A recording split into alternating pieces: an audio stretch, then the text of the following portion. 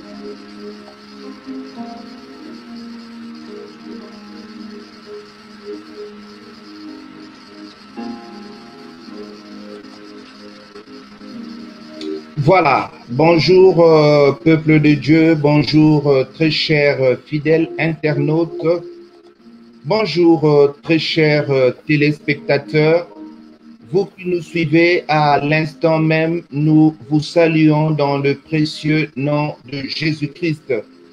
Nous sommes encore une fois de plus contents de vous retrouver ce soir pour notre interview ou bien notre émission avec la servante de Dieu Vanessa Chala en direct du Canada, Toronto. Et nous allons aussi inviter ce soir notre bien-aimée, la prophétesse Déborah Israël de l'Autriche. Alors, ensemble, nous allons parler sur ces thèmes, mon pasteur, mon idole. Alors, nous allons recevoir notre premier intervenant ou la personne qui est vraiment à la base de ce message ou de ce témoignage. Il y a quelques semaines sur notre page Facebook, elle avait témoigné de ce témoignage que le Seigneur lui avait mis à cœur pour édifier une personne. Alors, ces témoignages, vous pouvez les suivre sur notre page YouTube, Welcome Home TV Belgium. C'est là où vous pouvez suivre notre témoignage de la sœur Vanessa Chala. Alors, sans plus tarder, je veux recevoir pour vous nos invités. À partir du Canada, nous avons l'évangéliste Vanessa Chala que nous recevons ce soir au nom de Jésus.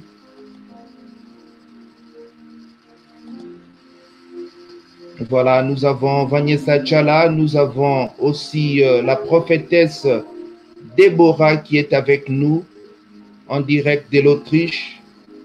Nous voulons le saluer et ensemble, nous allons parler sur ce thème que vous avez écouté il y a de cela quelques semaines dans notre page. Et vous pouvez retrouver ces témoignages sur notre compte YouTube Welcome Home TV Belgium. Alors nous voulons sans plus tarder recevoir la servante de Dieu Vanessa Chala qui va nous saluer. Alors à toutes nos amis qui nous suivent de partout, vous pouvez participer en posant vos questions, en partageant aussi ce message, cette vidéo, afin qu'une personne puisse être bénie ce soir. Alors, nous recevons notre premier intervenant, la prophétesse, disons, l'évangéliste Vanessa Chala, que nous voulons laisser nous saluer pendant ce moment. Vous pouvez partager la vidéo. Alors, à toi, Vanessa. Bonjour, Vanessa. Shalom, shalom, évangéliste Alain. Shalom. Nous te laissons la parole pour saluer le peuple de Dieu. Oui, je vous salue tous au nom de Jésus. Amen. Comme l'évangéliste Alain l'a dit, je suis l'évangéliste Vanessa Chala. Donc, je vous parle à partir du Canada, Toronto plus précisément. Amen. Donc, je suis là, c'est pour parler de ce que Dieu a fait de moi, de ce que Dieu m'a fait comprendre, afin que les personnes qui sont aussi dans le même état que moi puissent aussi recevoir leur délivrance. Amen. Amen. Et nous laissons aussi la parole à la servante de Dieu, la prophétesse Déborah Israël, en direct de l'Autriche. Elle se présente à nouveau et puis elle nous parle dans quelques poussières de minutes de son ministère aussi en Autriche. Shalom, shalom à tout le monde.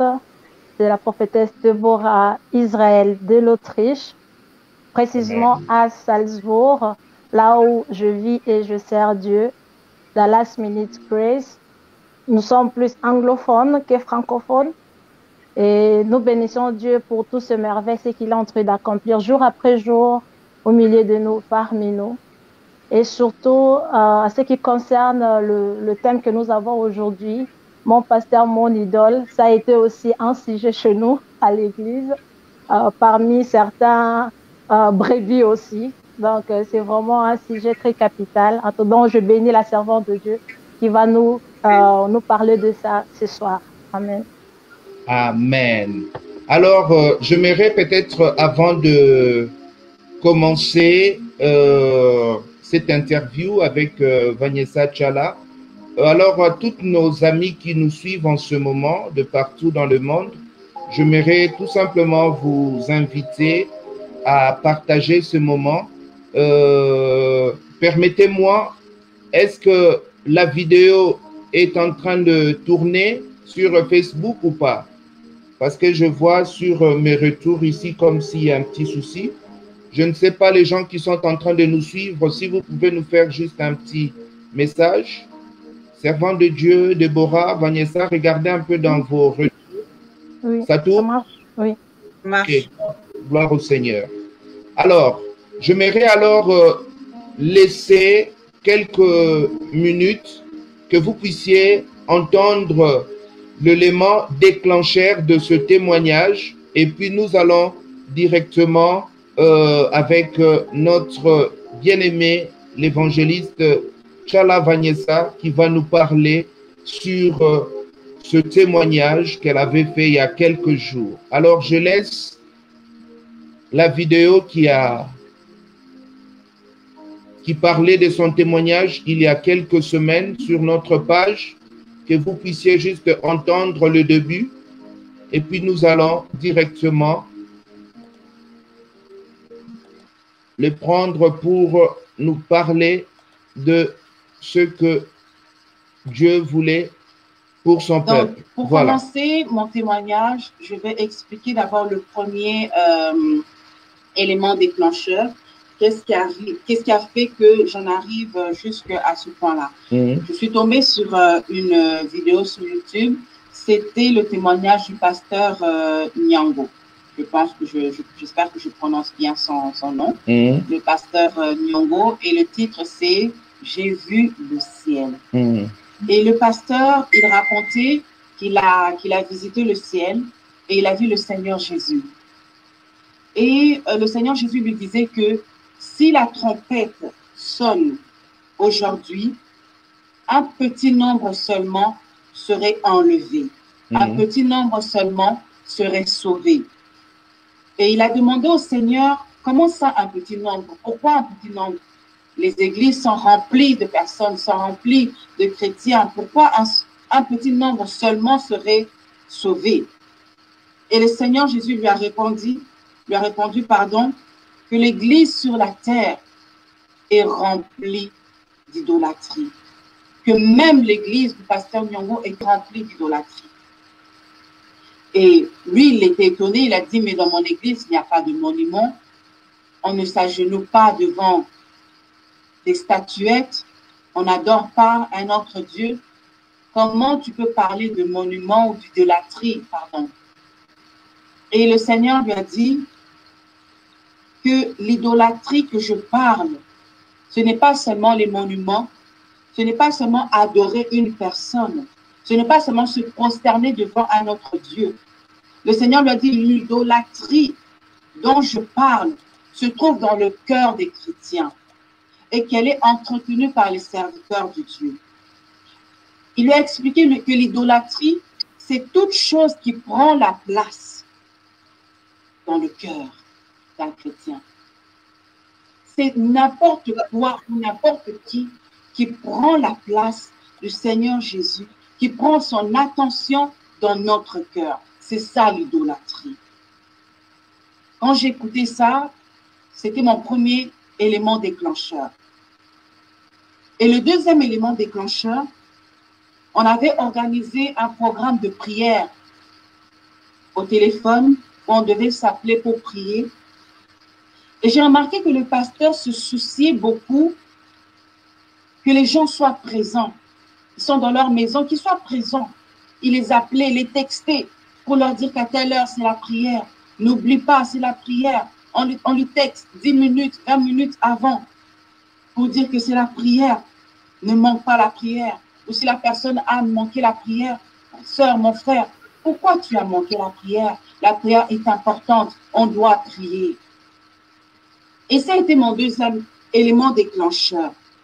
Je me suis demandé pourquoi, pour prier, on doit rappeler aux gens, on doit les inciter à prier.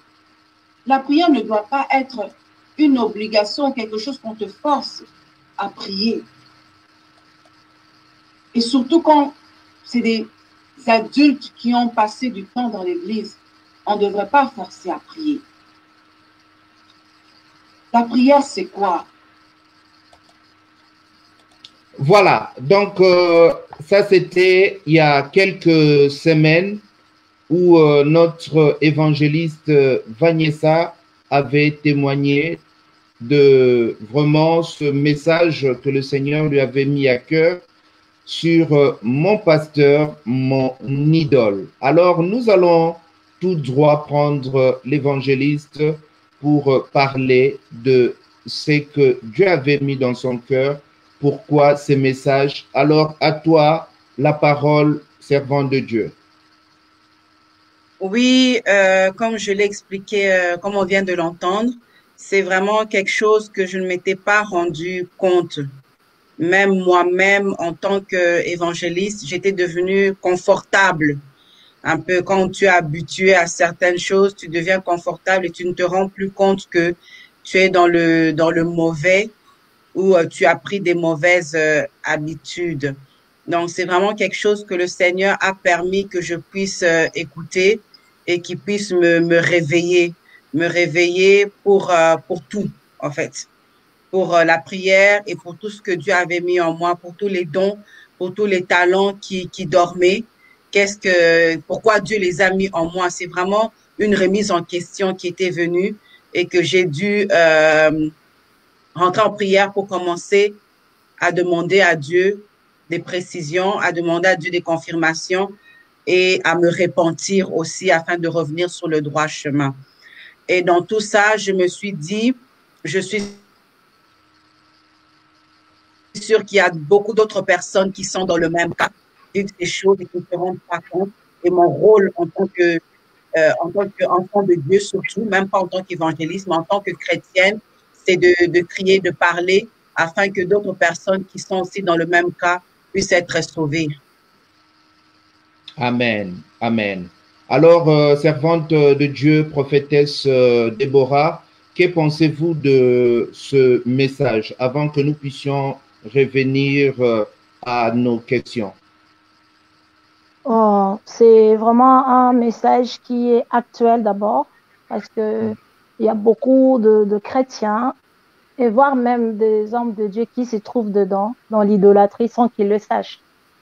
Parce que plusieurs pensent que l'idolâtrie, ce sont des statuettes, ce sont que des images, mais ça peut être aussi des passions que nous avons. Ça peut aussi définir un idole dans notre vie. Il y a tellement beaucoup de points là-dessus qu'on pourrait parler largement et aller encore plus en profondeur, là où chacun de nous va vraiment se retrouver que oui, effectivement, je suis en train d'adorer une idole dans ma vie. Parce que je peux donner juste 2, 3 exemples qu'on n'imagine même pas que ça pourrait être des idoles dans notre vie. D'abord, la famille. La famille peut aussi représenter comme des idoles dans notre vie. Ça peut être aussi le travail. Ça peut être aussi à manger. Il y en a des gens, quand on leur donne à manger, ils crient, ils montrent leur amour. Ils commencent à adorer même la nourriture qu'on leur a présentée. Alors, ça aussi, ça représente aussi une forme d'idole que nous avons dans notre vie. Et le source de tout ça, c'est notre cœur. C'est notre cœur. Parce qu'on peut que représenter ou manifester ce qui est au-dedans de nous. Souvent, nous, les chrétiens, nous aimons plus changer l'action d'une personne. Nous avons la facilité, nous voulons changer les comportements. extérieure de la personne. Voilà pourquoi il y a beaucoup d'hypocrisie. Mais Dieu ne cherche pas de nous changer extérieurement, il cherche d'abord de nous changer intérieurement. Voilà pourquoi il y a beaucoup de gens qui marchent dans l'idolâtrie, sont eux-mêmes aussi des idoles sans qu'ils le sachent, et ceux-là aussi qui adorent des idoles sans qu'ils les sachent. Donc ça, je laisse dans le prochain sujet, on pourrait en parler plus en profondeur. Je laisse à un moment Vanessa de continuer d'abord. Ok, alors je te laisse aussi le privilège peut-être de poser la première question à Vanessa. D'accord, maman. Alors, qu'est-ce qui t'a poussé de parler de l'idolâtrie? Ce qui m'a poussé, c'est la vidéo. Mais c'est vrai que ça a pris du temps. Quand j'ai écouté la vidéo, ça m'a pris du temps quand même. Mais c'était l'élément déclencheur. Ça commençait à me travailler dans la tête. Ça me travaillait. Et après, avec tout ce qui se passe, avec le Covid, ainsi de suite, et comme on était confinés à la maison, ça fait que il fallait qu'on trouve une autre façon maintenant de continuer la communion fraternelle dans la prière. Et j'ai remarqué que à chaque fois, le pasteur, en quelque sorte, se souciait que les gens prient, se souciait de rappeler que c'est un temps mauvais où l'Église, les gens doivent se réveiller dans la prière. Donc, elle prenait tout le temps d'appeler, de texter, pourquoi tu n'es pas en ligne, pourquoi tu ne pries pas. Donc, c'est tout ça, à un moment donné, je me suis dit, pourquoi on doit nous obliger ou nous inciter à aimer Dieu, à être en dialogue avec lui. C'est un dialogue d'une personne qui nous a créé, qu'on aime, et c'est un dialogue qu'on doit entretenir, parce que la prière, ce n'est pas les bâtiments, la prière, ce n'est pas quand seulement on se réunit, mais c'est quelque chose que tu dois être aussi en intimité toi-même avec Dieu personnel, dans ta chambre, partout où tu es seul, qu'il n'y a pas de regard. C'est quelque chose que tu dois entretenir toi-même. Et tout ça, c'est venu me réveiller pour me dire que, parce qu'il y a quelque chose que aussi mon pasteur disait souvent, quand on se réunissait même dans les veillées, elle disait, là, on vous incite à prier, à vous réveiller, à parler fort, parce que souvent, il y a le sommeil, vous priez, mais avec la lourdeur, vous priez doucement. Et elle nous incitait. Et elle disait, s'il y avait d'autres serviteurs de Dieu, d'autres pasteurs qui étaient là dans ce lieu, vous allez montrer maintenant que oui, vous êtes des serviteurs, oui, vous priez, oui, il y a l'onction, oui, il y a Dieu. Mais là, vous êtes seuls, vous ne le faites pas. Et tout ça, c'est venu me travailler pour me dire que dans le fond, pourquoi on fait tout ça? Pourquoi on chante? Pourquoi on sert? Est-ce que c'est pour le show, pour montrer aux gens que je le fais bien, que je suis vraiment enfant de Dieu? En fin de compte, ça sert à rien si on manque le paradis à faire tout ça. C'est quoi le but? Donc, c'est tout ça qui m'a réveillée, maman. Merci beaucoup. Et maintenant, d'après vous, parce que c'est toujours dans la première question, d'après vous, il y a un changement ou un constat personnel que vous avez aussi fait dans votre entourage, par exemple, au sein de votre église, les gens que vous côtoyez? Par rapport à eux? Oui, par rapport à leur comportement, par rapport à leur comportement vis-à-vis de Dieu, vis-à-vis de notre sujet, l'idolâtrie. Oui, beaucoup. Quand je me suis rendu compte de ça, d'abord, j'ai regardé ma propre vie à moi. Et puis, vous savez, quand vous aimez, par exemple, vous êtes habitué à certaines règles dans votre maison et qu'il y a des invités qui viennent, par exemple, quand ils laissent la télévision ouverte, c'est des choses que peut-être eux, ils se rendent pas compte, mais toi, maintenant que tu as conscience de certaines choses, tu commences à regarder ça d'une autre façon. Maintenant, il y avait des petites choses qui commençaient maintenant à me titiller un peu. Je voyais la façon de se comporter, je voyais la façon de parler. Tout ça, maintenant, ça venait me révolter en quelque sorte. Pour me dire, mais pourquoi on doit nous pousser comme ça? C'est comme si on prenait le balai, qu'on nous fouettait pour prier. C'est quelque chose qui a commencé à me déranger, à me dire, non, je pense que l'Église a un problème. On a vraiment un problème. Le message a changé. On est plus concentré sur les messages de bénédiction, d'abondance, qui n'est pas mauvais, mais on doit se concentrer à notre intimité avec Dieu. Amen. Donc, c'est un peu ça, oui. Merci beaucoup. Amen. Alors là, vraiment, nous sommes dans notre émission. Donc, n'hésitez pas, chers internautes, vous qui nous suivez en ce moment, de envoyer vos questions par rapport à ces thématiques que nous sommes en train de partager ce soir. Je crois qu'une personne sera bénie encore au travers de ce thématique que nous partageons ce soir. Alors, je vais directement prendre aussi la deuxième question. Est-ce que tu étais conscient que tu étais dans l'idolâtrie, servant de Dieu, Vanessa? Non, j'étais pas consciente du tout. Comme j'ai dit, c'était devenu une habitude, hein. C'était devenu naturel. On nous pousse pour faire certaines choses, on me pousse pour chanter, on me pousse pour faire l'œuvre de Dieu. C'était devenu un peu comme une seconde nature. Même si à un certain moment, je me réveillais, mais je retournais encore en arrière et à mes habitudes. Donc, c'était devenu normal pour moi. Ok, c'était devenu normal. Et nous passons à la troisième. Qu'est-ce qui t'a montré que tu étais dans l'idolâtrie? C'est ma façon d'être. C'est vraiment je regardais ma façon d'être en intimité avec Dieu. Je commençais à me poser la question de certaines choses que je faisais, par exemple devant les gens. Si quand je suis seule, je le fais. Donc, c'est quelque chose j'ai commencé à me poser ce genre de questions. J'ai commencé à analyser mes habitudes, ma façon de prier. Par exemple, je peux donner un exemple qui peut être banal, mais un exemple capital. Quand je suis dans la présence de Dieu en train de prier, est-ce que je prends mon téléphone pour texter? J'entends le bip. Est-ce que je réponds? Donc, c'est mon habitude maintenant. C'est tout ça que je commençais à prendre un peu connaissance de ça, à me demander comment je me conduis quand je suis seule avec Dieu. Est-ce que je prends du temps pour parler avec lui? Est-ce que je prends du temps pour méditer? C'est tout ça que j'ai commencé à analyser. Amen. Je ne dis pas que je suis devenue parfaite. Loin de là. Je me bats maintenant pour atteindre la perfection, mais c'est des choses maintenant que j'ai pris conscience. Ok. Et alors, à toutes ces personnes qui peuvent être dans ces cas-là, qu'est-ce que tu peux leur dire? Je leur dirais de faire comme moi, d'analyser la façon qu'ils se conduisent quand il y a des gens et quand il n'y a pas des gens. Comment ils sont avec Dieu et de questionner leur cœur, de vraiment être, comment dire ça, de vraiment évaluer leur cœur pour se demander si ce que je fais est vraiment bien pour Dieu d'abord. Okay. Donc, de se demander si je mets Dieu en priorité ou est-ce que c'est ma famille, comme la prophétesse l'a dit, ou c'est autre chose. Donc, se poser vraiment ce genre de questions, d'analyser afin de faire la suite. Parce que si vous ne vous rendez pas compte de ça dans votre vie, vous ne pourrez pas avancer. Pour avancer, il faut d'abord que tu prennes conscience de ce genre de choses.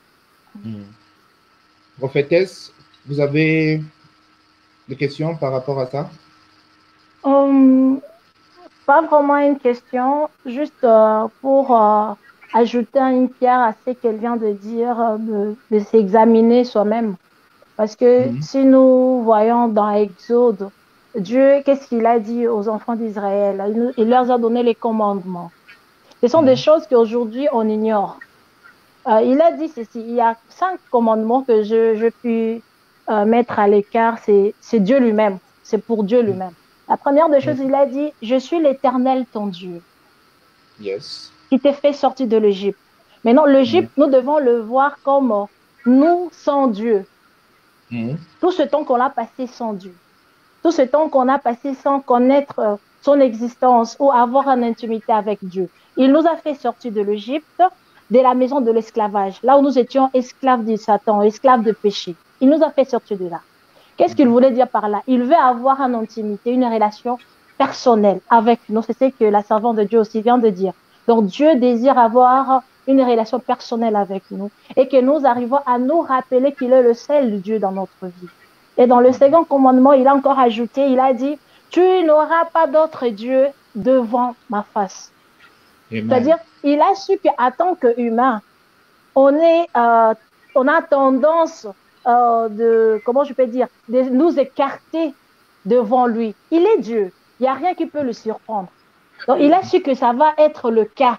Voilà pourquoi, dès le début, il nous a mis en garde. Je ne veux pas avoir un autre Dieu devant moi. Je refuse cela. Et aujourd'hui, nous voyons cela. Notre Dieu sont de pasteurs, nos leaders, nos menteurs, accoutrements, tout ce on peut voir sur la terre. Maintenant, si on peut expliquer qu'est-ce qu'un idole. Un idole, c'est toute chose. Toute chose qui prend la place de Dieu. Toute chose. Toute personne, toute image qui prend la place de Dieu. Que ce soit ton mari, ta femme, tes enfants, que ce soit le travail, l'argent, la santé même, que ce soit accoutrement, les voisins, la voiture, tout ça, ça peut représenter un idole dans notre vie. Ça peut être aussi des photos que nous avons dans la maison, d'un ex-copain, une ex-copine. Ça peut devenir un idole chez toi sans que tu le saches. Ça peut être une machine que tu as à la maison, que tu c'est déjà abîmé, mais tu n'aimes pas donner, jeter, tu le gardes comme des souvenirs. Ça peut devenir un idole aussi pour toi sans que tu le saches. Même son cellulaire. Et le téléphone, évidemment, et le téléphone même. La télé, n'en parlons même pas. Parce que ce sont les stratégies que le diable utilise aujourd'hui. Même le Facebook, ça peut devenir ton idole. Parce que lorsque tu es sur Facebook, tu n'as même pas le temps de lire la parole de Dieu. Donc, c'est-à-dire, il y a des choses qui te captent. Toute chose qui tire ton attention hors Dieu, en dehors de Dieu, c'est ton idole. C'est là où il faut bien examiner et regarder. Les conséquences de l'idolâtrie. Les conséquences, il y en a beaucoup, hein. Il y en a vraiment beaucoup. Ça, dans le suite du temps, on va encore en parler parce que il y a la différence entre idole et l'idolâtrie est que l'idolâtrie, c'est le culte que nous rendons à ces idoles-là. Ça, c'est ce que nous oublions. Je nous ai dit au début que on vous donne à manger, vous commencez à chanter, à crier, à manifester cette joie-là. Maintenant, si nous regardons que cela veut dire l'adoration, l'adoration, c'est l'expression de l'amour que nous avons envers Dieu, envers une chose. Cette expression-là. Maintenant, nous sommes sauvés par la grâce de Dieu et sa miséricorde, bien sûr. Mais non, la seule chose que nous, en tant qu'enfants de Dieu, nous pouvons lui remettre, ce sont l'adoration. Et l'adoration n'est jamais complète sans l'amour. Tu peux bien adorer, tu dis, quand on te dit, lève tes mains, tu lèves les mains. Quand on te dit, crie, tu commences à crier. Quand on te dit, parle, tu commences à parler. Ça, c'est pas l'adoration. Une personne dont Dieu gouverne dans le cœur, lorsqu'il est dans la présence de Dieu, c'est automatique. Ce n'est pas une personne qu'on doit pousser. Tu dois prier, tu dois parler, tu dois t'agenouiller, tu dois t'élever, tu dois élever les mains. Non, ça vient automatiquement. Lorsqu'on donne un culte, on rend un culte d'adoration à Dieu. C'est automatiquement, on le fait dans tout cœur. Parce que je nous ai expliqué que le culte, l'adoration, c'est l'expression dans l'amour. L'amour, pourquoi? Parce que si je vis, c'est sa grâce. Si je puis avoir tout ce que j'ai, c'est rien que sa miséricorde. Et sans sa miséricorde, je ne pouvais même pas arriver là-bas. Le moindre des choses que je peux faire, c'est l'adorer, le manifester, exprimer mon amour. C'est ça. Et une adoration sans le cœur, c'est une adoration incomplète. Donc, c'est-à-dire, dans l'adoration, il faut qu'il y ait l'amour, l'expression de l'amour. Deux, il faut que mon cœur soit attaché à cette adoration-là. Si les deux-là ne sont pas attachés, donc mon adoration était complète. Et troisièmement, il faut que tout en moi adore Dieu. Pas seulement ma bouche, mais tout mon être doit adorer Dieu. Et exprimer cela, manifester cela, comment je peux dire, dans toute sa totalité. Et c'est alors notre adoration a un sens devant Dieu, a un prix ou a des odeurs, des parfums de bonne odeur devant Dieu. Aujourd'hui, on adore des musiciens, on adore des pasteurs. Arrêtez par là, prophétesse, que nous puissions passer aux 4e question que tu vas poser à Vanessa. Mais nous allons revenir sur ce que tu voulais dire là. Passons au 4e questionnaire et puis on revient sur ce que tu voulais dire. C'est ça. Est-ce que votre pasteur a su que vous étiez une idolâtre? dans l'idolâtrie plutôt? Est-ce que votre pasteur a su que vous étiez dans l'idolâtrie? Non.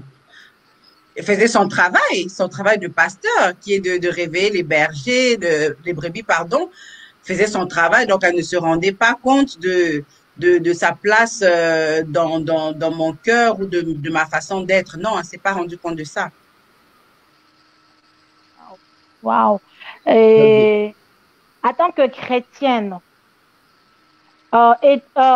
étais-tu utile pour te débrouiller toute seule spirituellement pour découvrir en fait? Est-ce que tu devais te forcer, tu devais faire des recherches toi-même pour découvrir que tu étais dans l'idolâtrie? Ou c'est juste à cause de les témoignages de pasteurs que cela t'a poussé à découvrir que réellement tu étais dans l'idolâtrie? En fait, comme j'ai dit, c'était vraiment, quand je me suis rendu compte de ça, c'était un réveil où j'ai fait marche arrière pour regarder mon attitude depuis longtemps. Et j'ai remarqué que oui, mon pasteur m'a formée. Elle m'a vraiment formée à tout, m'a formée à prier, elle m'a formée dans l'œuvre de Dieu, je dirais de A à Z. Elle a fait tout ce qu'un pasteur fait, d'enseigner, de mettre l'affermissement, de faire tout, de donner tous les outils, comme à l'école, de donner tous les outils à une personne pour quand elle finit cette école-là, de pouvoir se débrouiller seule. Donc, elle a fait tout ce qu'elle a pu faire. Mais j'avais remarqué que à chaque problème, quand j'avais un problème, un souci personnel dans ma vie, je comptais sur elle. Je comptais sur ses prières à elle. C'est comme si je n'avais pas confiance en mes prières. Je n'avais pas confiance au fait que Dieu pouvait m'écouter et m'exaucer moi-même. Je prenais maintenant, elle était devenue mon médiateur. Au lieu que ça soit Jésus, c'était devenu elle. À chaque problème, je courais plus vers le pasteur à lui demander, regarde, j'ai rêvé de ceci. Je me suis rendu compte de cela.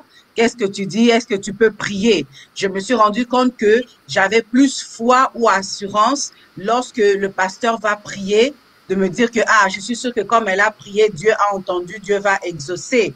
Et d'avoir plus de doutes en moi quand je prie, moi-même me dire, est-ce que Dieu m'a vraiment écouté? Est-ce que Dieu m'a vraiment exaucé? Donc, c'est vraiment ce genre de choses. Je me suis dit, non, il y a un problème parce que j'ai tous les outils. Et le médiateur, c'est Jésus. Donc, pourquoi à chaque Mhm. fois, quand il y a quelque chose, il y a un problème, je cours vers elle au lieu de courir vers Christ directement. Donc, c'est au lieu d'aller vers le docteur, tu passes vers les infirmiers et tout ça. Donc, c'est un peu ça. Mhm. Amen. D'accord. Donc, par là, je comprends que avant cette connaissance, c'est elle qui était assise sur le trône de ton cœur, de votre cœur, c'est ça? Exactement. OK. Exactement. Parce que c'est ce que le Seigneur nous demande depuis le commencement de toutes choses. Il nous demande de lui donner notre cœur. Dans Yeah. votre cas, c'était votre pasteur. Yeah. Que Et Dieu soit loué. il y a quelque chose que je voulais ajouter, peut-être parce que je voulais mettre en fait une précision, peut-être parce Mhm. que il y a certains pasteurs, serviteurs de Dieu qui risqueraient peut-être d'être choqués de penser que j'ai les attaques dans leur ministère. C'est loin de là. Je tenais à préciser que je suis moi-même fille de pasteur. Le pasteur dont je parle, c'est ma mère. Donc, elle avait une place, une double place de Mm. pasteur et de mère. Donc, Mm. il y a tout ça maintenant, toute cette conception-là qui a fait en sorte qu'elle avait une plus grosse place dans mon cœur. Donc, je n'attaque pas les serviteurs de Dieu. Au contraire, c'est vraiment une cloche que que je fais sonner afin que nous tous, on puisse se réveiller de nos habitudes que nous avions prises et que nous ne nous rendions pas compte. Amen. Amen. Amen. Amen. Amen. Si on peut Alors, rester juste dans le cadre-là de cœur, mm, j'aimerais ajouter une chose que même mm, aussi les hommes de Dieu doivent savoir, c'est là, et prendre conscience de ça, que nous tous aussi, si on n'arrive pas à faire face à cela, on peut se retrouver, et d'ailleurs, il y a beaucoup qui se retrouvent déjà dans l'idolâtrie. Pourquoi? mm, Si Dieu ne demeure pas au centre de notre cœur, si ce n'est pas lui qui gère notre cœur, alors c'est-à-dire il y a une autre personne qui gère notre cœur. Voilà pourquoi nous voyons aussi dans certaines vidéos que nous avions vues dans les années passées ou le mois passé, de pasteur qui fait boire les essences aux fidèles de l'église, le faire manger des caca et toutes ces sortes-là. Ça montre qu'ils n'ont pas Dieu dans leur cœur. Parce que si j'ai Dieu dans mon cœur, c'est Dieu qui dirige tout ce qui est en moi. Voilà pourquoi j'aimerais donner un petit détail, l'information qui est dans le cœur. Le cœur, c'est un moteur qui gère tout notre être, que ce soit les émotions, pensées, sentiments, caractère, intellect, conscience et même notre volonté. Mais non, si Dieu ne réside pas dedans, ou si tu as Dieu et tu as encore d'autres idoles qui résident dans ton cœur, sache-le que tu seras tiraillé et Dieu en a en horreur de cette attitude, ce comportement. Alléluia. Pour ceux qui auront le temps, ils peuvent le lire dans 2 Rois chapitre 17. Vous pouvez commencer vers le 7e verset jusqu'à 41, 42e verset. Vous le verrez l'histoire comment les enfants d'Israël ont servi Dieu et ils adoraient aussi les idoles en même moment. Qu'est-ce que Dieu a pu faire avec eux? Parce que tout ce que tu as aujourd'hui, tu peux être un leader d'une grande église avec beaucoup de membres. Cela ne veut pas dire que tous ceux-là qui viennent dans votre église sont convertis. Ça, c'est d'abord un. De cela ne confirme pas non plus que tous ceux-là qui sont dedans seront enlevés. Il y en a beaucoup de choses que le Seigneur nous a fait voir et m'a même fait voir à plusieurs reprises qu'il y a beaucoup d'églises, même précisément en RDC, il m'a fait voir beaucoup d'églises, dont il y en a certaines églises avec 1000 de personnes, mais il n'y a que 15 qui seront enlevées. Il y en a dans d'autres, juste une seule personne. J'étais choquée lorsque le Seigneur me fait passer par là. Je dis, mais pourquoi, comment c'est là? Il a dit le problème du cœur. Il y a question du cœur. Or, si Dieu est dans ton cœur, c'est lui qui va gérer ton émotion. C'est lui qui va gérer ton intellect. Aujourd'hui, comment tu peux gérer les deux? Parce que beaucoup de gens peuvent poser la question, comment si j'ai Dieu dans ma vie, je peux encore avoir une autre idole? Oui, tu peux avoir. Tu as Dieu dans ta vie, ton idole est l'argent, par exemple. Le dimanche, tu es à l'église, oh Seigneur, omniscient, omnipotent, je te bénis, je te loue. Lundi à vendredi, tu es là en train de, comment je peux dire, en train de faire de magouilles pour avoir beaucoup d'argent, en train de mentir à d'autres personnes pour recevoir beaucoup d'argent. Et le dimanche, tu viens encore adorer Dieu. Oui, tu peux servir les deux. Et Dieu est contre cela. Fin de compte, qu'est-ce qu'il va faire pour te récupérer? Qu'est-ce qu'il va faire? Il va faire tout échouer ce que toi tu as eu. Que ce soit le business que tu as, l'argent que tu as, voire même ta famille. Pourquoi? Parce qu'il a besoin de toi. Il a besoin de toi. Comme il a besoin de toi, il est capable de tout laisser, que tu perds toutes choses. Lorsque tu seras là par terre, là où personne te regarde, personne te considère, personne vient à ton secours, tu es là sur tes genoux. C'est alors tu vas te tourner vers Dieu de tout ton cœur. Et c'est ce qu'il va faire avec toi. Si tu es là, toi qui nous suis, il est temps pour toi de te repentir. Libère ton cœur. Libère, si c'est la famille, si c'est l'argent, si c'est le travail. Je ne dis pas qu'il ne faut pas travailler. Il faut travailler, mais laisse que Dieu soit au centre de ton cœur. Il va te diriger, il va te donner le maîtrise. Comment gérer l'argent? Comment faire les affaires? Comment aider aussi d'autres personnes? Il y en a aussi ceux-là qui dans l'église et leur idole. Ils sont en train de négliger leur propre maison pour aller investir à l'église. Ça aussi, c'est une idole. Alléluia. C'est vraiment très, très dangereux. Ça aussi, c'est leur idole. Tu ne peux pas abandonner ta maison pour aller investir qu'à l'église. Tu penses qu'en investissant à l'église, ta famille sera protégée, ta famille sera sauvée. Non, tu le fais pour toi, tu ne le fais pas pour Dieu. Parce que tu as demandé à Dieu un certain temps de te donner une famille. Dieu t'a donné maintenant la famille. Maintenant, il y en a aussi ceux-là qui prennent la famille, il prend la famille, il le met devant. Comme j'ai un enfant, par exemple, je n'ai plus le temps de lire la Bible, je n'ai plus le temps de faire quoi que ce soit, je ne m'occupe plus de l'église, je m'occupe que de l'enfant. Attention, le même Dieu qui t'a donné l'enfant est capable de le récupérer. Toi qui sèmes à l'église, tu ne prends pas soin de ta famille. Attention, Dieu est capable, pendant que toi tu es en train de s'aimer à l'église, de détruire ta famille. Parce que tu ne prends pas soin de ta famille. C'est très important. Lorsque Dieu est dans ton cœur, c'est lui qui mettra l'équilibre. Mais lorsque c'est une autre personne qui gère ton cœur, qui mettra l'équilibre dans ton cœur, il n'y a personne. Il est temps de changer. Amen. Amen. Amen. Que le Seigneur soit béni Je crois que ça se passe très bien.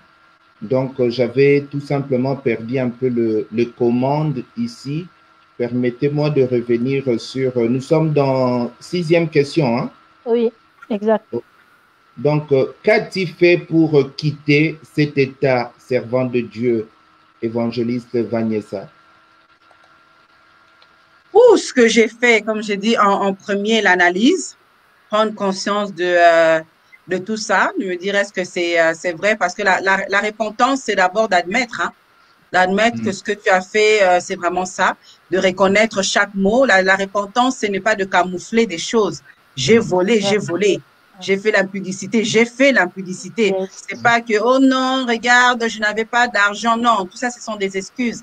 Non, la repentance, c'est vraiment d'admettre ce que tu as fait et puis de demander pardon à Dieu. Donc, c'est la première des choses d'abord, c'est de reconnaître l'état dans lequel j'étais. Comme maman prophétesse Déborah l'a dit, je me suis rendu compte que l'idolâtrie, ce n'était pas seulement mon pasteur, c'était beaucoup de choses.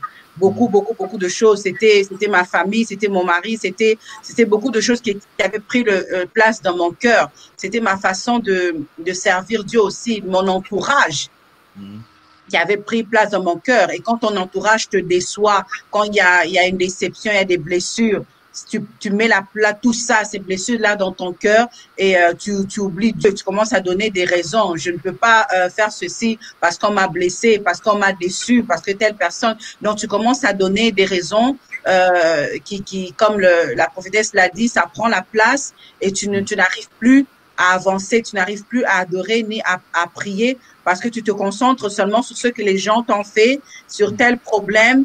Et maintenant, tu oublies l'essentiel, tu oublies Jésus, tu oublies l'intimité que tu as avec lui. Tu commences maintenant à passer plus de temps avec les bébés. Je viens d'accoucher, je viens de me marier, que j'enjoy d'abord tout cela. Dieu comprend. C'est souvent l'une des excuses qu'on se dit. Dieu va comprendre. Il voit tout ça. Je suis humaine, il comprend ma situation. Or que Dieu ne veut pas nous comprendre. Il veut qu'on lui donne d'abord la première place. Amen. Et après, il va nous donner la capacité de pouvoir nous organiser pour gérer toutes ces choses-là. Amen. Et je me suis rendu compte que quand il s'agit d'aller travailler, on s'organise. On s'organise pour mettre toutes ces choses en place. On travaille, on a des enfants, on a le mari, mais on s'organise. Alors, on peut mettre Dieu à la première place et puis s'organiser. Il va nous donner la confiance, il est Dieu. Donc, c'est tout ça qui est venu en moi. J'ai demandé pardon d'abord et je me suis repentie. Je me suis repentie parce que j'avais donné la place à toutes ces choses-là et j'avais enlevé en quelque sorte la place de Dieu, du roi, du Créateur. Je me suis repentie de cela et j'ai demandé à Dieu, une fois la repentance, de m'aider maintenant à lui donner toute la place parce que c'est quelque chose, comme je dis, ce n'est pas facile, hein. C'est pas parce que tu te repens aujourd'hui que d'un coup c'est fini, toutes ces choses. Il y a des tentations qui vont venir, il y a des choses qui vont venir pour essayer de t'empêcher toujours de prier, de t'empêcher toujours d'être en communion avec Dieu. Donc c'est à nous, et puis en priant, que tu demandes au Saint-Esprit de t'aider à refuser ces choses-là. Et je pense, bon, pas je pense. Le Seigneur veut qu'on fasse d'abord le pas, qu'on fasse d'abord l'action de montrer notre amour pour lui et de montrer qu'on veut vraiment le servir, on veut qu'il prenne la première place. Et c'est après qu'il va faire le reste. Et c'est ça qui s'est passé pour moi. J'ai d'abord pris conscience de cela, j'ai prié, j'ai demandé à Dieu de m'aider. Je lui ai dit, tu connais mes faiblesses, tu connais toutes ces choses, je n'ai pas besoin de te les dire. Mais maintenant, je reviens à ma place de créature et de te donner ta place à toi, que tu prennes toute la place entière et je reviens pour faire ta mission et ce que tu attends de moi, d'être d'abord une adoratrice. Donc, c'est un peu ça. Je ne sais pas si j'ai répondu à la question comme il faut. Amen. Je crois qu'il a un petit souci. Oui, ça va, prophétesse? Oui.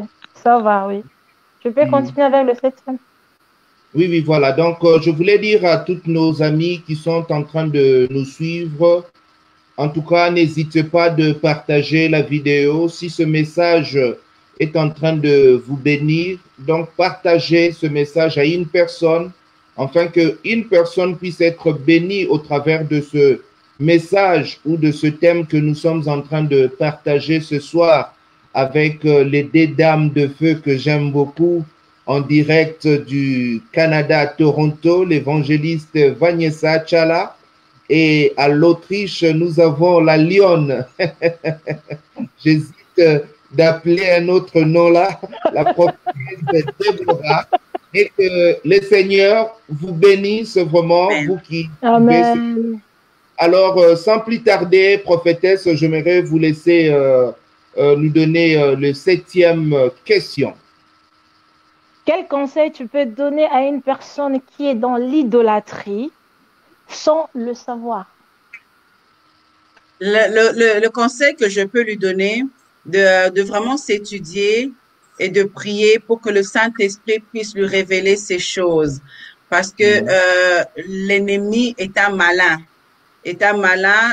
Qui peut utiliser des ruses pour te dire que non, la façon que tu pries, non, comme j'ai dit, il va essayer de te dire que Dieu va comprendre, c'est normal, tu dois travailler, c'est normal, tu dois être avec ta famille, c'est normal, tout ça. Donc, c'est vraiment de demander au Saint-Esprit de vous aider à prendre conscience de ces choses si vous êtes vraiment dans l'idolâtrie. Amen. De Dieu. Amen, amen, amen, amen. Bon, une chose je peux ajouter dans le même contexte, c'est dans Matthieu chapitre 15, verset 19. La Bible nous dit ceci. Car c'est du cœur que viennent les mauvaises pensées, le meurtre, les adultères, les impudicités, le vol, le faux témoignage, les calomnies. Voilà les choses qui suivent l'homme. Mais manger sans se laver les mains, cela ne suit pas l'homme. Donc, cela nous confirme encore que Dieu vraiment veille dans notre cœur. Il veut qu'il soit le centre. Il veut nettoyer notre cœur. Voilà pourquoi une personne, lorsqu'il reçoit le Seigneur Jésus dans son cœur, il devient une nouvelle créature. C'est-à-dire là, en ce moment-là, c'est Jésus qui règne.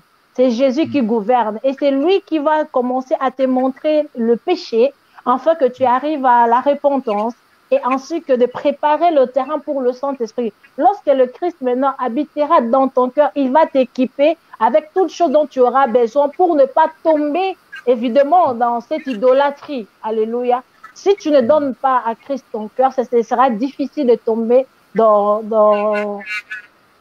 ça sera difficile d'être épargné de l'idolâtrie. Pourquoi? Parce que la personne qui gagnera ton cœur, c'est la personne qui va te gérer. La personne qui gagnera ton cœur, tu seras l'esclave de cette personne. Ou la chose qui conquérera ton cœur, tu seras l'esclave de cette chose-là. Que ce soit le sexe, que ce soit l'argent, que ce soit les amis même, que ce soit l'accoutrement, la mode. Si ce sont des choses qui t'ont conquéri, qui ont conquéri ton cœur, tu seras l'esclave de ces choses-là. Mais lorsque tu remets la place de Dieu, que Dieu lui-même reste, qu'il prend la première place, c'est lui qui va gérer ta vie. Et tu ne seras pas tombé dans le piège de ce pasteur qui aime bien manipuler les gens, qui aime bien détruire le berger. Yes. Là où il y a le faux, il y a aussi le vrai. Mais yes. Là, nous parlons pour le faux, car il y a le faux vraiment qui sont visibles, on le voit clairement, on les reconnaît par leur message. Leurs messages ne sont pas tirés vers Jésus. Ils n'ont pas l'intention d'amener le brebis vers Jésus. Ils ont l'intention d'amener le brebis vers eux-mêmes. C'est de ce genre-là que nous parlons. Il faut faire attention. Voilà pourquoi lorsque tu reçois le Seigneur Jésus, fais un effort, enfant de Dieu. Fais un effort de consacrer ton cœur à Jésus. Comment tu peux le faire? En méditant la parole de Dieu. Pas seulement lire la parole de Dieu. Méditer la parole de Dieu. Chercher l'intimité avec le Saint-Esprit. Écouter des cantiques qui édifient. Les cantiques qui honorent Christ. Les cantiques qui louent Christ. Pas seulement les cantiques, j'ai besoin des enfants, j'ai besoin de l'argent, non. Les cantiques qui rendent hommage à Dieu pour la vie, pour la santé, pour ce que tu es. Parce que l'endroit où tu te trouves aujourd'hui, ce sont de prières pour plusieurs personnes. Si je pourrais être juste là où elle est. Alléluia, c'est très important. Amen. Nous sommes dans un temps où Dieu a exposé vraiment tout le faux. Il n'y a plus rien qui est caché. Dieu est en train de les exposer. Maintenant, c'est à toi de prendre conscience. Là où tu es, là d'où tu viens et là où tu veux y aller. Tu veux vivre avec Christ. C'est à toi de prendre un changement. C'est à toi de prendre une décision. Parce qu'entre la nouvelle naissance et la conversion, il y a un travail à faire. Donc, c'est à toi de travailler. Ne pas laisser une autre personne faire un travail pour toi, c'est toi-même. Tu veux réussir, c'est toi-même. Efforce-toi. Alléluia. C'est le fait que je voulais ajouter dans ça, dans notre 7e question. Amen. Alors, nous allons passer directement au 8e parce que notre temps nous presse. Donc, bientôt, nous allons clôturer cette émission. Nous voulons saluer toutes ces personnes qui nous suivent à Kinshasa, qui nous suivent au Canada, qui nous suivent en Autriche, en Angleterre. Que le Seigneur vous bénisse. Alors, voilà la 8e question, évangéliste Vanessa. Que peuvent-ils faire quand ils verront qu'ils sont effectivement dans l'idolâtre? Se repentir. Se repentir. Se repentir. Demander pardon à Dieu. Ok. Vas-y, explique-toi encore. Se repentir. Quelles sont les méthodes à faire pour se repentir? Demander pardon, il y a quoi d'autre? Je pense avant d'abord de se repentir, il faut reconnaître. Oui, mais c'est ça que tu as dit. Quand ils ont reconnu qu'ils sont dans l'idolâtrie, ils doivent demander pardon. C'est comme quand tu reconnais que tu as blessé une personne, que tu as blessé ton mari ou ton père même. Tu dois demander pardon. C'est pas seulement tu reconnais, tu sais que tu as mal fait et puis tu t'assois là et puis c'est tout. Non, tu dois demander pardon. La Bible dit que si vous confessez vos péchés, il est fidèle et juste pour vous pardonner. Il dit si vous revenez à moi, je reviendrai à vous. Donc quelque part, je pense, si je ne me trompe pas, la prophétesse Déborah l'a dit, qu'il y a certaines choses que Dieu permet qu'il bloque, que cela n'avance pas dans notre vie afin de nous faire prendre conscience qu'il y a quelque chose qui ne marche pas dans notre vie. Tu vas voir, ça peut être le ministère qui n'avance pas ou financièrement tu es bloqué, les choses ne marchent pas autour de toi. Tu te dis que tu pries, tu te dis que tu fais les bonnes choses, mais Dieu voit que tu ne fais pas les bonnes choses. Tu as blessé aussi Dieu, parce qu'on dit c'est un Dieu jaloux. Tu l'as blessé, tu as mis quelqu'un à sa place et il n'aime pas ça. Il peut permettre des choses qui se passent autour de nous afin de nous réveiller, que l'enfant prodigue revient vers moi. Tu es perdu. J'ai besoin de ma connexion, de mon intimité avec toi. Tu veux la bénédiction, tu veux toutes ces choses-là. Moi, je peux te les donner très facilement, mais la seule condition, c'est que je veux que tu me donnes d'abord la première place. Je veux que tu m'aimes d'abord, que tu m'adores d'abord moi. Et c'est quelque chose que je vais prêcher tout à l'heure avec Élie. Élie, quand il était avec la veuve de Sarepta, il a dit donne-moi d'abord. Et elle disait non, je veux manger et après ce sera fini. Mais lui, il a dit donne-moi d'abord.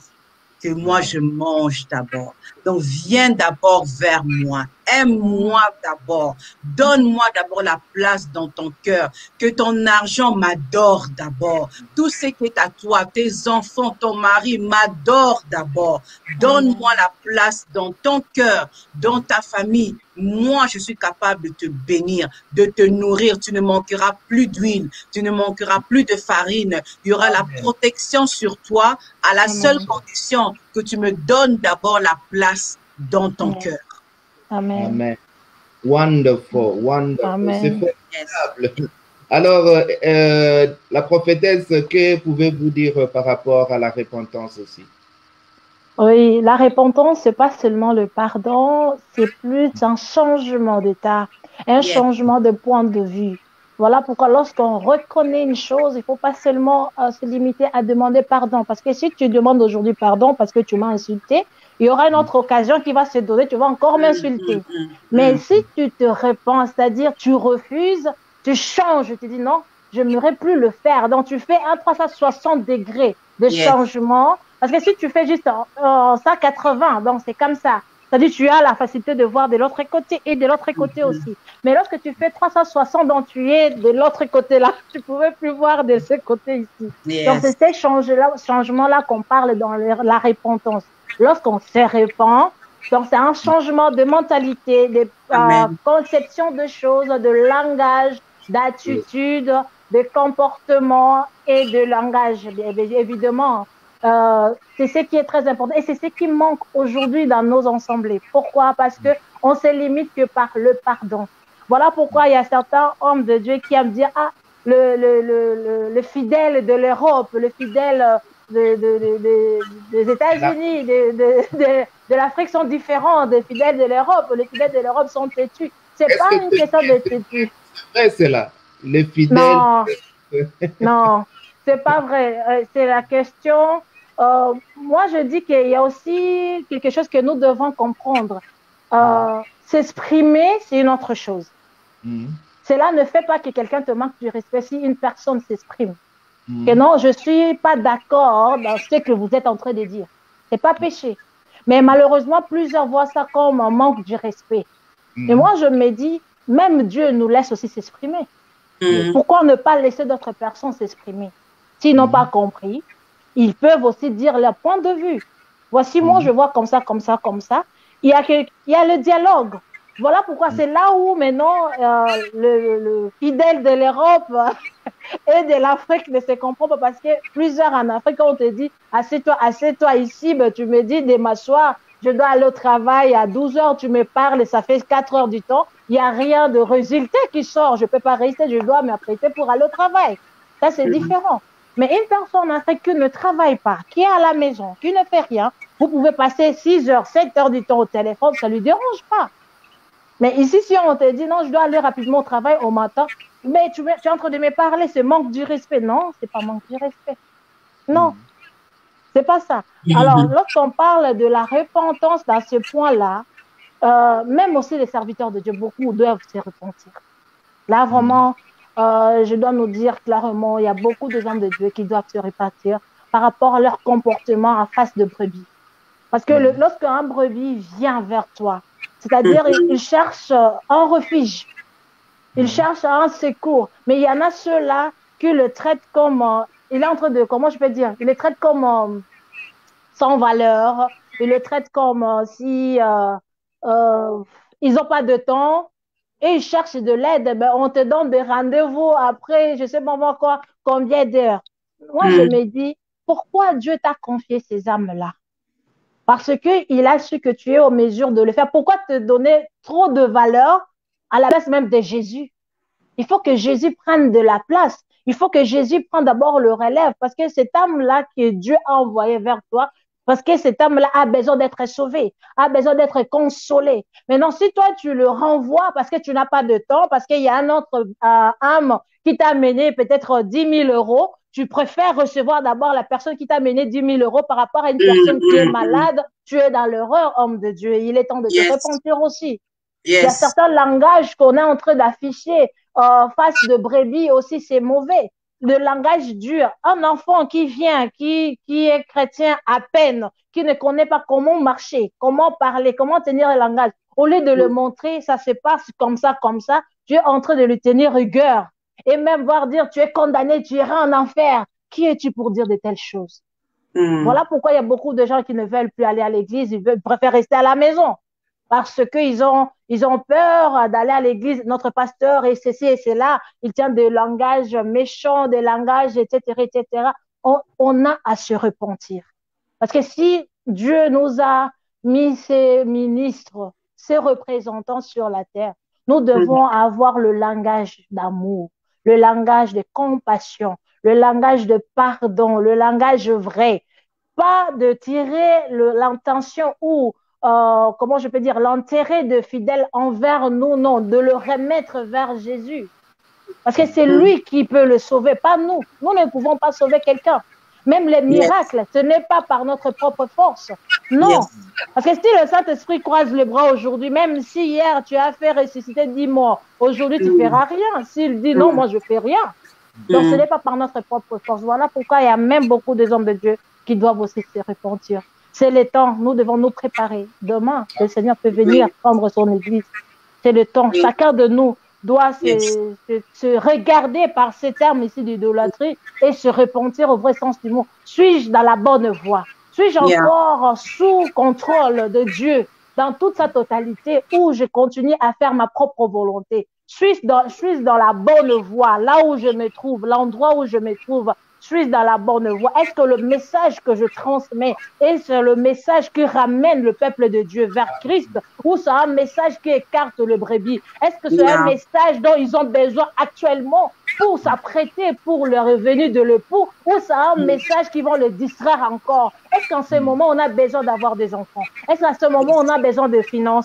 On a besoin des maisons? En ce moment, on a besoin de nous apprêter, de préparer notre cœur, de nous repentir, de remettre la gloire de Christ dans notre vie, de remettre l'autel de Christ dans notre vie. C'est ça que nous avons besoin aujourd'hui. Parce que lorsque Christ est dans notre vie, toutes les choses que nous avons besoin, que ce soit le mariage, les enfants, les finances, les affaires, ça nous sera comme le surplus. Ce qui est plus important, que nous remettons Christ au centre de notre vie. Voilà pourquoi nous avons aussi à nous repentir, nous, en tant qu'hommes de Dieu. Il y a une parenthèse que je voulais mettre aussi, évangéliste Alain, par rapport à ce que maman a dit. Il y a un exemple aussi que je voulais donner, parce que les serviteurs de Dieu sont des éducateurs. Ils sont là aussi pour éduquer les gens et puis donner des conseils dans leur mariage. Il y a un pasteur qui donnait un exemple d'une veillée. La femme, elle a dit à son mari que je vais à la veillée. Le mari a dit non, tu vas rester à la maison. Mais la femme a tenu tête au mari pour dire que non, moi, je dois aller à la veillée parce que le pasteur a dit qu'il y a la veillée. Et le mari elle est quand même partie. Elle a tenu tête, elle est partie et le mari n'était pas content de cela. Et il a appelé le pasteur pour lui dire, moi, je lui ai dit de ne pas aller, mais elle est quand même partie. Elle ne m'a pas écouté. Ce que le pasteur a fait que j'ai trouvé bien, il a dit aux gens de l'église, si elle vient ici, ne l'ouvrez pas la porte, renvoyez-la. Elle doit rentrer d'abord à la maison et respecter d'abord sa maison. Et c'est l'une des choses qu'on fait aussi souvent l'erreur, c'est que, et c'est une des choses que moi-même, je dis moi-même aussi, je suis dedans, tu vas plus écouter ce que le pasteur dit que ton propre mari. L'habitude que j'avais, que je peux demander, au lieu de demander conseil à ton mari quelque chose, tu vas aller directement vers le pasteur. Au lieu de parler avec ton mari par rapport au rêve ou par rapport à un problème à la maison, tu vas aller directement parler au pasteur. C'est quelque chose aussi qui vient mettre aussi, accentuer l'idolâtrie aussi même dans nos maisons et qui empêche aussi même les gens qui sont dans nos maisons à pouvoir progresser et à pouvoir accepter Dieu à cause de notre attitude aussi, parce que on met pas Dieu à la première place, on met nos pasteurs. Mon pasteur a dit, je dois d'abord écouter mon pasteur. Dans le mari là-bas, il n'a pas mangé, les enfants là-bas, ils sont même pas lavés. Non, je dois d'abord faire l'œuvre de Dieu. Et après, ça devient un problème dans le mariage, où tu es en train de combattre Dieu dans ma vie. Mais non, c'est pas Dieu, c'est le pasteur, parce que Dieu ne t'a pas demandé tout ça. C'est quoi la place de Dieu dans ton cœur? C'est un peu tout ça qu'on doit réexaminer un peu, parce que Dieu est un Dieu d'ordre. C'est pas que quand tu mets Dieu dans la première place, qui te dit oublie ton mari, oublie ta famille. Non, je l'ai dit tout à l'heure, il va mettre l'organisation dans tout ça, la manière pour t'aider à bien gérer ta maison. Il a même dit, la femme sage bâtit sa maison. Quand tu es sage, tu sais comment bâtir et tu sais quelle priorité tu dois donner à certaines choses. Mais d'abord, mettre Dieu et pas le pasteur et le reste à la première place. Amen. Amen. Amen. Amen. Que le Seigneur soit loué. Mon pasteur, mon idole. C'était notre thématique de ce soir avec les deux charmantes femmes de Dieu du Canada, l'évangéliste Tchala, en Autriche, la prophétesse Déborah. Alors, nous arrivons petit à petit vers la fin de notre interview. Alors, peuple de Dieu, vous nous suivez de partout. Si cette thématique est en train de vous faire du bien, de vous bénir, n'hésitez pas de le partager, de nous encourager par vos commentaires. Et nous croyons que le Seigneur nous fera encore du bien, afin que nous y avançons avec de bonnes choses qui arrivent au devant de nous. Alors nous courons rapidement à notre 9e, je pense, 9e question, et puis nous allons clôturer avec la 10e, et c'est par là que nous allons nous séparer. Alors je vous laisse cette opportunité, femme de Dieu, prophétesse Déborah, de nous dire le 9e question pour l'évangéliste Tchala. Merci beaucoup pour la parole. Bon, maman Vanessa, Oui, maman. la 9e question est ceci. Quel conseil donner aux gens afin de ne pas tomber dans l'idolâtrie? De toujours se poser la question, ce que je fais. De toujours s'analyser. On prie tous les jours, hein. Tous les jours on prie, tous les jours on se confesse, tous les jours on essaie. Donc la journée recommence. Donc quand tu pries le soir avant de dormir, tu pries et tu essaies de faire l'analyse de tout ce que tu as fait dans la journée.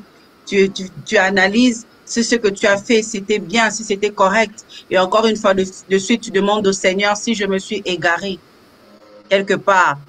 Aide-moi d'abord à comprendre, à savoir je me suis égaré et de revenir encore dans tous les jours, de refaire le processus, de faire l'analyse et de demander pardon si le Saint-Esprit te met dans la tête que oui, regarde, tu es tombé quelque part. Je peux donner un exemple. Par exemple, le Seigneur t'a dit, ou au travers même des gens, on te dit, ne parle pas mal à tes enfants, par exemple, ou ne frappe pas tes enfants. Ce qui est difficile si tu avais l'habitude de tout le temps le faire.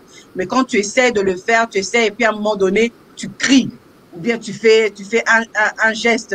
C'est après, tu l'as fait dans la colère, tu l'as fait sur le coup parce que tu avais l'habitude. Mais après, tu peux, sur le coup, tu ne te rends pas compte. Mais quand après tu te reposes, tu regardes, tu dis, ah, j'ai frappé. J'ai mal parlé, j'aurais pas dû faire ça, j'ai oublié. Tu demandes pardon, pardonne-moi, je n'aurais pas dû faire ça. Donc je pense que c'est dans le même concept, tu fais quelque chose sur le coup, sans te rendre compte ou sans savoir, mais après en restant calme, en analysant, en priant, le Saint-Esprit peut te ramener ça aussi à l'esprit. Regarde comment tu t'es conduit, regarde telle chose que tu as fait, regarde, tu devais à ce moment-là, tu devais aussi prendre le temps pour être avec tes enfants. À ce moment-là, tu devais prendre aussi le temps pour être avec ton mari. Oui, tu es avec moi, tu prends le temps, mais faut pas non plus exagérer, il faut pas être too much. Tu es mon enfant, je t'aime, je veux que tu gardes aussi une bonne relation autour de toi. Donc, c'est tout ça que le Saint-Esprit va venir commencer à recadrer dans ton comportement aussi.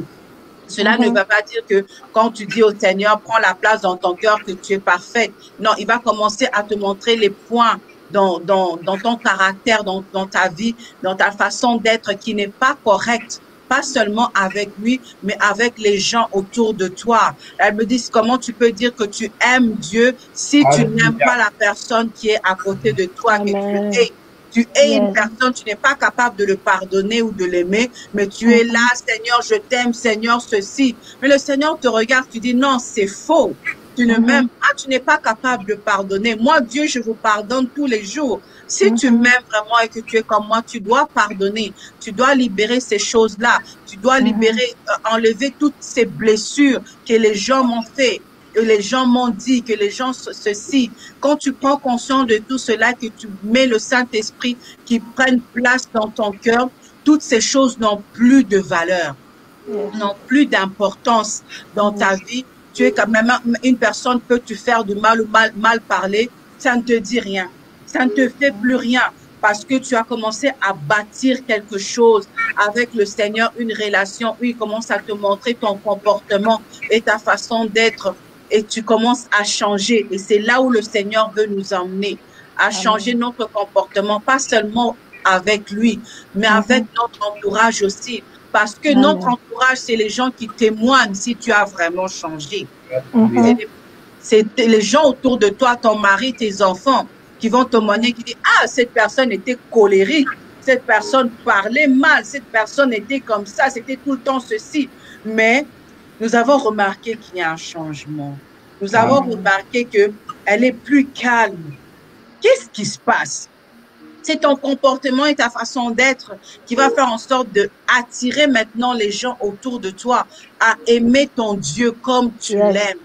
Mais si tu n'es pas capable d'enlever ces choses et de mettre Dieu à la première position comme il faut, ces gens autour de toi vont être une occasion de chute où ils vont te lancer des pierres. Tu dis que tu pries, tu dis que tu aimes Dieu, mais regarde ton comportement, regarde ta façon d'être, parce que tu n'as pas encore géré, tu n'as pas encore compris là où tu devais mettre Dieu, la position que tu devais lui donner.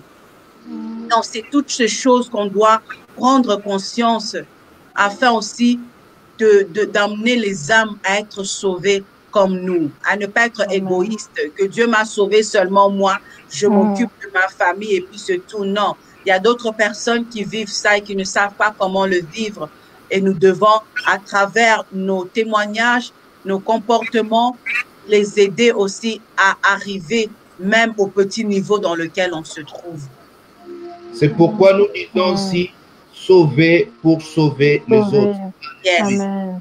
Nous bénissons le Seigneur. Vraiment, nous arrivons à la fin de notre émission de ce soir. Il nous reste encore une dernière question. Alors, permettez-moi juste de recevoir quelqu'un que nous aimons beaucoup, une de nos sœurs, une de nos servantes ici en Belgique, que nous aimons beaucoup, nous parler par rapport à ces thématiques dans les 2 petites minutes parce qu'il nous reste pratiquement 10 minutes pour quitter cet espace. Alors, permettez-moi de recevoir la prophétesse Morissette que nous aimons beaucoup. Elle est avec nous en ligne. Elle pouvait participer, mais le temps a fait défaut. Nous pensons que prochainement, elle sera avec nous. Nous avons actuellement, comme vous pouvez le voir, c'est vraiment formidable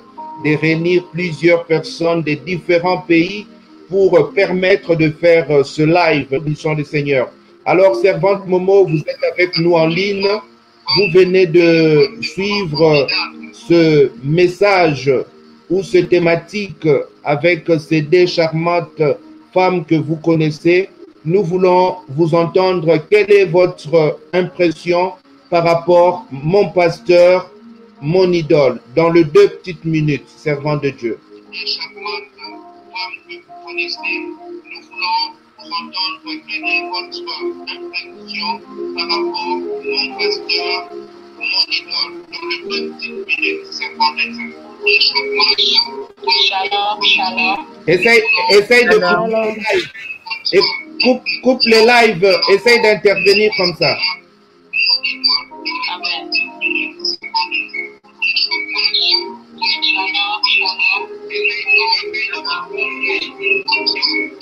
Coupe les lives. Coupe ton live.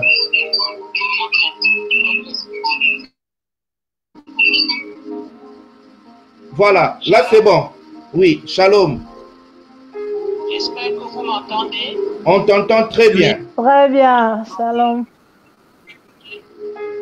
Je voudrais vraiment rendre grâce à Dieu par rapport à cette soirée, à l'intervention. Comment est-ce que vraiment maman prophétesse a intervenu, comment l'évangéliste Tchala a intervenu. Et je bénis le Seigneur pour ce thème, mon pasteur, mon idole. C'est vraiment très pertinent. Maman Déborah a parlé, elle a appuyé vraiment sur le cœur. Et je dis vraiment gloire au Seigneur. Parce que l'idolâtrie, c'est beaucoup plus dans le cœur que ça se passe. Et comme elle a dit, c'est dans le cœur. tout se passe dans le cœur. Aujourd'hui, beaucoup de personnes ont compris qu'on ne peut pas aller s'agenouiller devant la statuette comme on le fait dans d'autres églises, mais ils ont oublié que le cœur reste l'endroit très primordial où les choses vont se concentrer, l'idolâtrie se concentre là-bas. J'ai aimé vraiment cela et vraiment je voudrais dire merci et à l'évangéliste Tchala pour avoir vraiment ébauché et donné vraiment ce thème pour que ça puisse, n'est-ce pas, éclairer encore le peuple de Dieu par rapport à cela. Franchement, pour moi, je dis, c'est tout à fait très important. Vous voyez, l'idolâtrie aujourd'hui.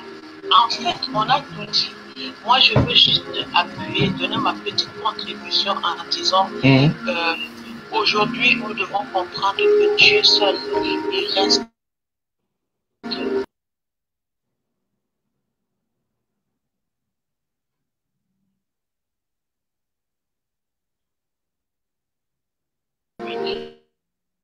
C'est à nous vraiment de comprendre que nous devons appeler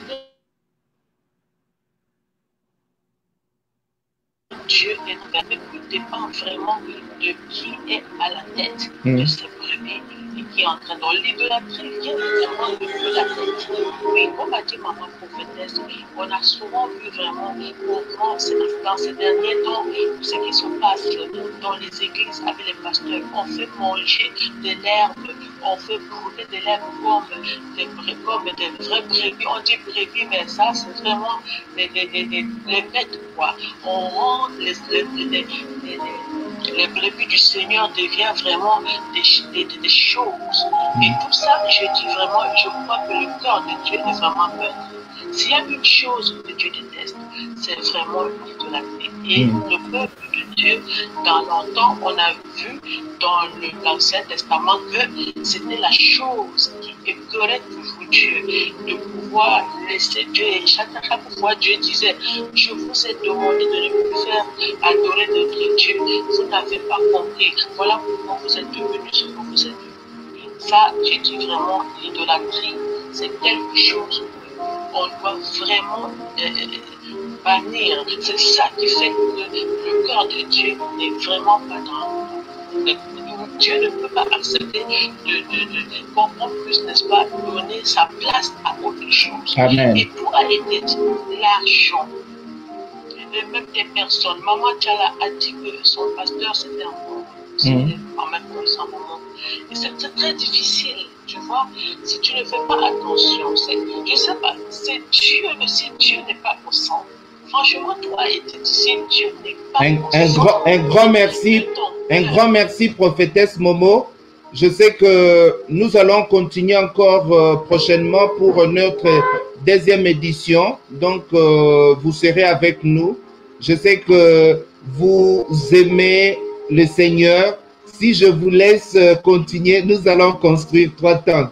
Vu que mon timing est vraiment arrivé à la fin, j'aimerais juste que nous puissions passer à la dernière question que je laisse à la femme de Dieu, la prophétesse Déborah, de nous citer la dernière et la 10e question et nous allons clôturer par là avec une prière.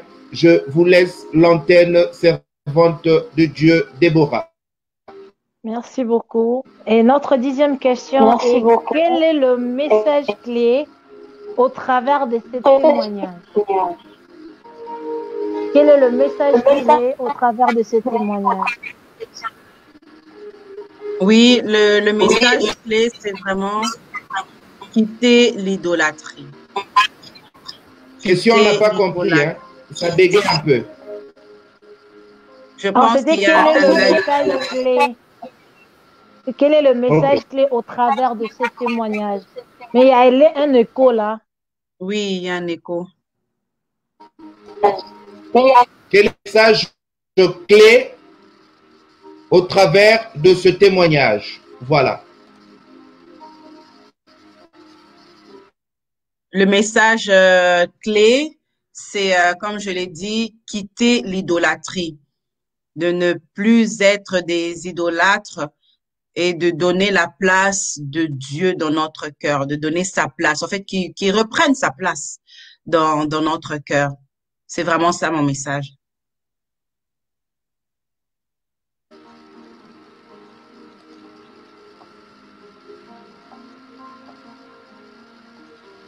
Voilà, nous sommes en ligne.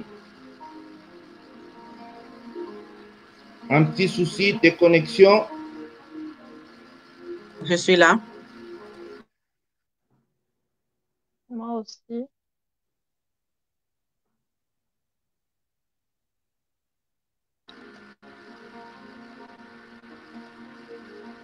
Servante de Dieu, Vanessa, vous êtes là?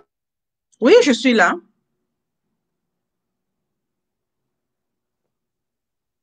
Si je peux continuer dans ce cas.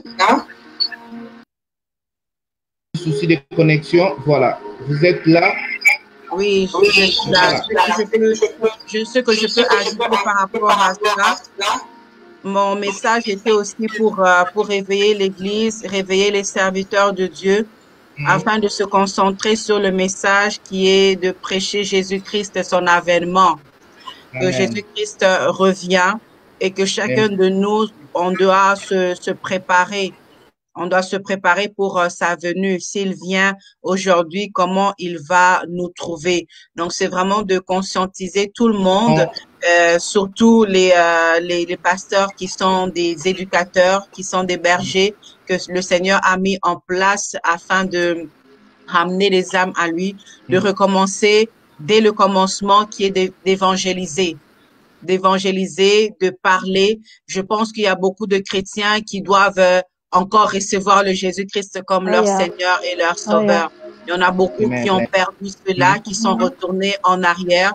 D'autres sont retournés dans le monde. D'autres ont été déçus par les pasteurs, déçus par des gens. Donc, c'est vraiment de revenir au message, à l'essentiel, que c'est Jésus-Christ qui doit prendre la place dans votre cœur. Ce n'est pas les gens. Peu importe ce qu'on vous a fait, il faut repartir à zéro avec Jésus-Christ. Et quand Jésus-Christ, il est là, il guérit les cœurs. Et quand il prend la place, toutes ces choses n'ont plus d'importance. Jésus-Christ lui-même, on l'a injurié, on l'a crucifié. Mais il a dit pardonne-leur, Père, car ils ne savent pas ce qu'ils font. Donc dans tout cela, je réveille vraiment les hommes de Dieu, les enfants de Dieu, chacun, à ce que nous puissions parler maintenant de Jésus-Christ. Jésus-Christ d'abord, que Jésus-Christ revient. Les temps ne sont plus comme ils étaient avant. Il y a des gens qui dorment encore, qui se disent, il y a mon mari qui me disait qu'il y a une personne qui lui disait que où tu as vu qu'il y a la fin du monde, où tu as vu que les choses ont changé. C'est comme dans le temps de Hitler, il y a eu leur époque, les gens sont morts, mais c'était pas la fin du monde pour autant. Donc, il y a beaucoup de personnes qui ne prennent pas conscience que Jésus-Christ revient bientôt. Ils se disent que quand je suis venu au monde, c'était le même message. J'ai grandi 30 ans, 40 ans plus tard, c'est toujours le même message. Jésus-Christ revient bientôt. Bon, je sais que c'est toujours le même message, c'est une répétition. Jésus-Christ ne revient pas bientôt. Donc, on continue dans ce que nous sommes en train de faire. Donc, c'est vraiment de se repentir dans tout ça, parce que nos actes aussi, nos actions ont pu blesser d'autres personnes qui se sont détournées de Dieu, de se repentir parce que nous avons pris la place de Dieu aussi dans les cœurs des gens, où il y a des pasteurs, quand tu lui donnes pas l'argent, tu donnes pas ta dîme, vous êtes devenus des ennemis, vous parlez pas parce que tu ne donnes pas la dîme, parce que tu ne sers pas Dieu. Donc, c'est toutes ces choses-là. On doit maintenant revenir à l'essentiel. Je me rappelle à l'époque où les serviteurs de Dieu, on leur disait, mon enfant ne peut pas se marier avec un pasteur. Les pasteurs, ce sont des gens pauvres qui n'ont rien, qui ont ceci. Et peu importe ce qu'ils avaient, ils se concentraient sur Jésus. Peu importe voilà, peuple de Dieu, nous avons un petit souci de connexion. Je pense que c'est peut-être à partir de chez moi ici que ça dérange. Je vois aussi du côté de l'évangéliste Vanessa. ça dérange aussi. Donc, que le Seigneur vraiment nous bénisse. Nous sommes à la fin. À la fin, je pense, vous avez capté le plus important, le message que le Seigneur voulait nous donner au travers de ces thématiques, mon pasteur, mon idole. Que ce message puisse vous faire du bien. Si vous avez des questions, vous pouvez toujours les envoyer pour la prochaine édition. Nous croyons que ça sera encore édifiant pour le corps du Christ. Alors, je vais tenter de mettre encore en ligne la servante de Dieu, Déborah, ainsi que Vanessa, parce que je vois que notre ligne est perturbée vers la fin, mais nous croyons que notre Dieu, notre Jésus gagne toujours. Lui qui a commencé avec nous comme l'alpha, et voilà que nous sommes avec lui à la fin comme oméga. Nous voulons prendre les impressions de la servante Déborah et nous clôturons avec l'évangéliste Vanessa, et c'est par là que nous allons nous séparer. À toi la parole, servant de Dieu. Merci beaucoup. À la fin, c'est qu'est-ce que je peux encore dire? Tout a été déjà dit. Mais une seule chose, j'aimerais nous interpeller, et ce qui est très capital, même lorsque le prophète Samuel allait pour oindre un roi de Dieu pour remplacer Saül, il regardait l'apparence. Or, Dieu ne regarde pas l'apparence, Dieu regarde le cœur. Voilà pourquoi j'aimerais encore parler plus de cœur. Là où vous êtes, peu importe le problème, les situations que vous pouvez vivre. Peut-être aussi penser que Dieu vous a abandonné, que les gens vous avez fait confiance, ils vous ont trahi. J'aimerais vous dire une chose, remets vos cœurs à Dieu. Amen. Remets vos cœurs à Dieu, fais-lui confiance. Il est le réparateur de brèches brisées, il est le réparateur de cœurs brisés. Chez Dieu, il y a toujours de réserves. Alléluia. Remets-lui le cœur qui sont abîmés. Il va vous donner des cœurs nouveaux, des cœurs de chair. Il est temps que chacun de nous fasse un travail de cœur.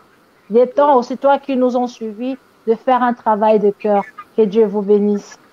Amen. Alors, voilà, nous avons perdu la connexion avec le Canada, mais je crois que ce moment vous a béni.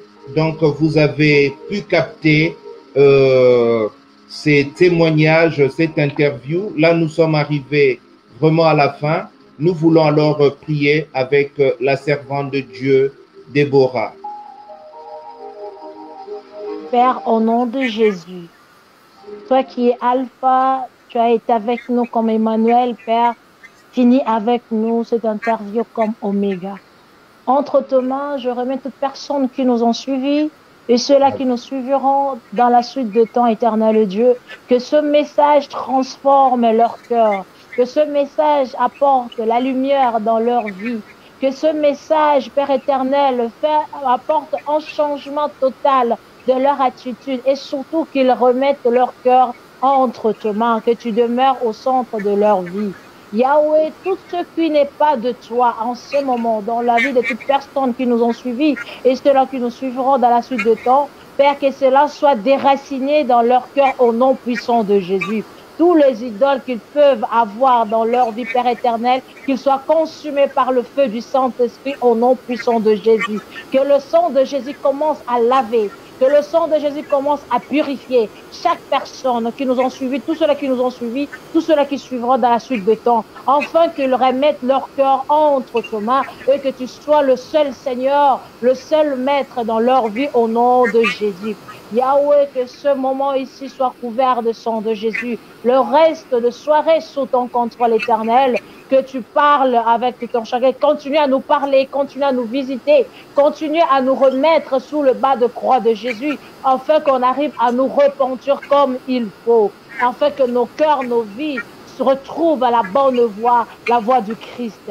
Éternel Dieu, nous te remercions pour ta bonté, ta miséricorde et ces moments agréables que tu as permis que nous puissions passer ensemble avec ton serviteur, évangéliste Alain, ta servante Vanessa Tchala et ta servante Deborah Israël. Père, laisse que ton nom soit exalté à jamais, que ton esprit demeure au milieu de nous, que ton amour nous unit encore, que ton amour nous remplit encore. Père éternel, tous ceux-là qui sont connectés et qui ne t'ont pas encore reçu, en ce moment éternel Dieu, que leurs âmes retournent vers toi. Que tu trouves encore de l'espace de percer dans leur cœur, dans leur vie au nom puissant de Jésus.